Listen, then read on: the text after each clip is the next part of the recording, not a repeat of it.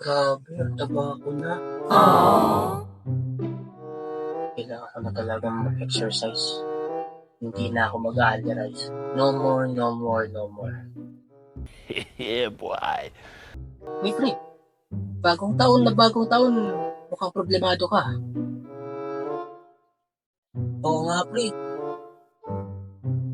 Kahapon kasi ang daming handa sa amin. Mayat maya yung aya.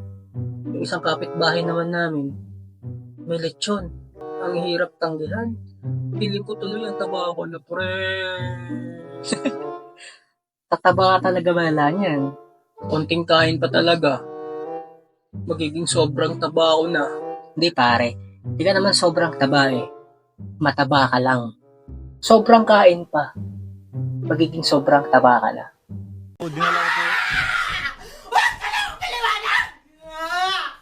Wait mo lang. Tomorrow. Wow. Hindi ko talaga mag-exercise. Hindi na maganda to. Tumataba ako. At walang makakapigil sa akin. Wait nyo lang ang transformation ko.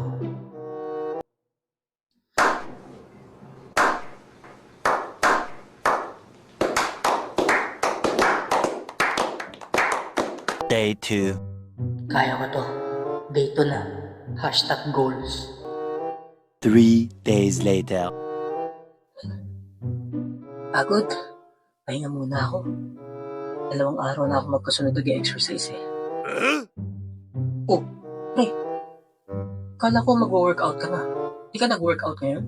Oo pre, nag-exercise na ako nung isang araw nagsimula. Pahinga lang ako ngayon ng maaga kasi medyo sakit na yung katawan ko.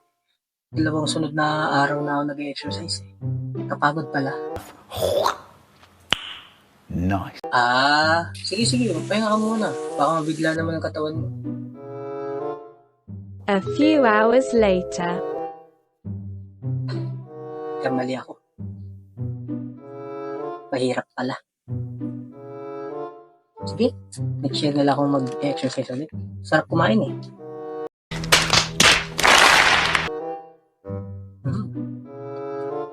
Gusto mo? Tara kain.